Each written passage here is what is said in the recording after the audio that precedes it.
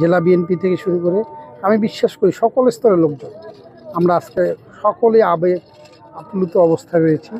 আমরা উচ্ছ্বসিত রয়েছি কখন আমাদের চেয়ারম্যান আমাদের মাঝে আসবেন।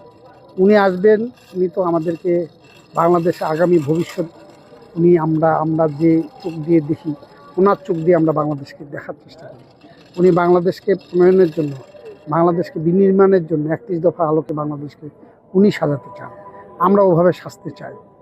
আগামীর ভবিষ্যৎ, আগামীর বাংলাদেশকে আমরা ওনার মাধ্যমে স্বপ্ন দেখতে শিখছি।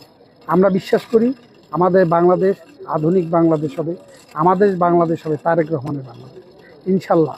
আমরা এখানে জেলা ছাত্র দল, আমরা জেলা বিএনপি সকল স্তরের যুবদল, সকল স্তরের লোকজন আমরা সারাক্ষণ দিনরাত 24 ঘন্টা আমরা স্টেজ পাহারা দিচ্ছি। আমরা আমাদের মতো করে প্রতিটা নিশ্চিদ্র অবস্থায় চেয়ারম্যান আসবে, আমরা যে কত আবেগ নিয়ে কাজ করছি সেই আবেগটা আমরা কালকে পর্যন্ত কাজ করব, চেয়ারম্যান আসা পর্যন্ত।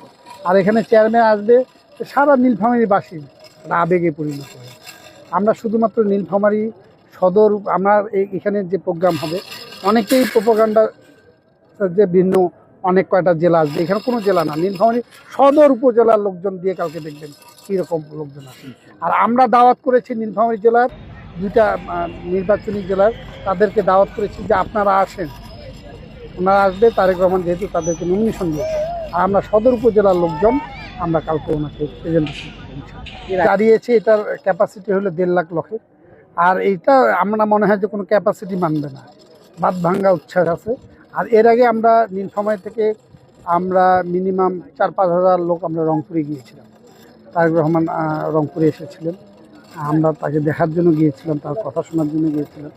উনি নীলফামারী, ঠাকুরগাঁ, দিনাজপুর উনি নির্বাচনী ইয়া করবেন, প্রচারণা করবেন।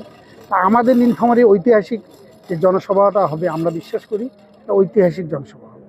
এবং তারেক রহমানকে ঘিরে আমাদের অনেক আবেগ, অনেক উচ্ছ্বাস। আপনারা দেখেছেন যে উনি দেশের মাটিতে যখন পা রাখেন তখন সারা বাংলাদেশ মানুষ ছুটে গিয়েছিল তাকে এক নজর দেখাতে। সেদিন থেকে জেলা বিএনপির সব আহ্বায়ক কমিটির নেতৃবৃন্দের সঙ্গে কথা বলে আমরা তাদের দিক নির্দেশনায় এই যে মঞ্চ তৈরির যে কাজটা চলছে, এটা আমাদের প্রত্যেকটি নেতাকর্মী প্রতিনিয়ত এখানে আসছে, তারা অনেকক্ষণ ধরে অবস্থান করছে। এবং জনাব তারেক রহমান যেহেতু দীর্ঘদিন পরে নীলফামারী মাটিতে আসছে এবং দীর্ঘ 34 বছর পরে এখানে বিএনপির ধানের মনোনীত প্রার্থী এখানে নির্বাচন করছে, আমরা আশাবাদ করি যে জনাব তারেক রহমান যে নীলফামারীতে আসার কারণে যে 34 বছরের যে গ্লানি ছিল যে নীলফামারীতে ধানের শীষের প্রার্থী ছিল না, তো এখন যে প্রার্থী ধানের শীষ পেয়েছে, তাদের যে জোয়ার উঠেছে ধানের শীষে, তার আশাকে কেন্দ্র করে ইনশাল্লাহ এইটি আরও ব্যাপক আকারে বিস্তৃতি লাভ করবে। এবং আমাদের জেলা ছাত্র দলের পক্ষ থেকে আমরা আশা করছি যে আগামীকালকে এই সমাবেশে প্রায় 10,000-এর মতো ছাত্র দলের নেতাকর্মী আমরা এই মাঠে অবস্থান করব।